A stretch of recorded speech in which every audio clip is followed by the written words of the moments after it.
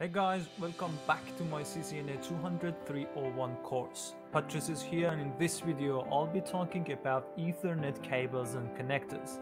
Are you ready? Let's get started. Basically, there are three types of cables we can use in Ethernet networks. Coaxial cables, or coax in short, twisted pair cables, or TP in short, and fiber optic cables. Let's start with coax cables. Coaxial cables do not use in LANs anymore, but they are still in use in other types of communications.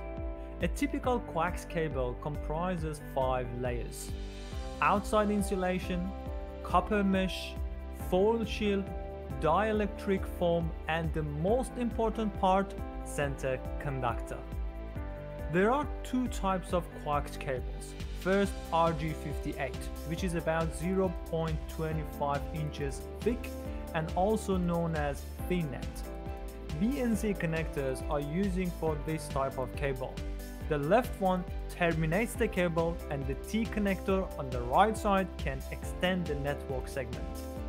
The next type is RG8, and it is 0.5 inches in thickness. It is also known as thicknet, as it is thicker than the other one. AUI, which stands for Attachment Unit Interface, is the connector that is used for this type of cable. Let's move on to twisted pair cables. In one sense, TP cables can be UTP, or unshielded twisted pair, or STP, or shielded twisted pair. As you can see in the photos, UTP cables do not have a shield around the pairs, but STP does. It is also obvious that these cables are comprised of 4 pairs of cables with different colors, including orange, green, blue, and brown. Each pair contains a solid color cable and a mix with white. So for example, we have green and white-green in one pair. STP cables have better quality, but they are more expensive and running them is more difficult as they do not bend easily. In another sense, the cables are categorized under different categories, or CAT for short. Cat1 cable is not suitable for Ethernet LANs. The major differences between the different categories are the diameter of the individual wires as well as the twist pattern. Different diameters will bring different bandwidth capabilities, which will end up with more data transfer rate or better quality. These days, Cat6 cables are the most common ones. This is RJ45 connector that we use to terminate TP cables. Obviously, it has 8 pins that will connect to the individual wires. But the question is how? There are 2 types of Ethernet devices: the ones that send the data on pins 1 and 2 and receive on pins 3 and 6, like computer network adapters or NICs, routers, wireless access points, and network printers, and vice versa, such as hubs and switches. Please bear in mind that for 10 and 100 megabit per second standards, only 2 pairs of cables are using, but for 1000 megabits per second standards and above, all 4 pairs get engaged. So the rules I'm telling you now are related to 100 megabits per second standards and devices, but can be extended to other ones as well. Therefore, when we want to connect a PC to a switch, for example, send pins connect to the receive pins straightly in one end and vice versa. So we'll be having a straight throw cable.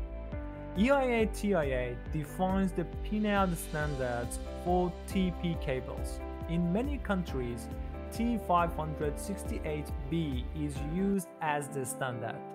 In this standard, we start with orange cables and continue with green ones. In the other standard, T568A, we start with green ones and continue with oranges. The blue and brown ones are the same in both. On the other hand, if you want to connect a PC to a router, for example, we have to connect the send pins to the receive pins from one end to the other one manually and vice versa. This pinout will create a crossover cable. Luckily, with the introduction of a technology called Auto MDIX, you do not need to worry about using a straight rope or crossover cable when you want to connect two Ethernet devices. As with this technology, devices will sense the send and receive pins on the other side and can switch the circuits if needed. However, in the Cisco CCNA course curriculum, you need to learn this concept. The final pinout is called a rollover cable.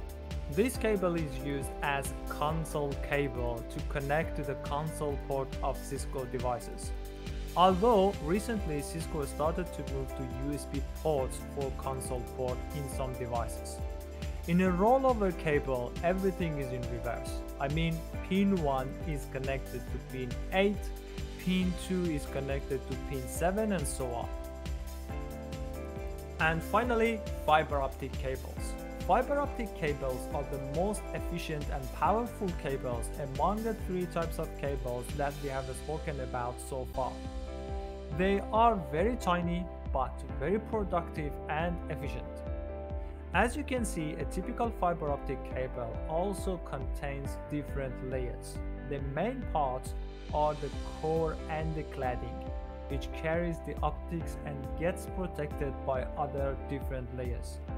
For a single communication, we need two cores of fibers, one for send and one for receive. Although in some technologies, one core is enough too.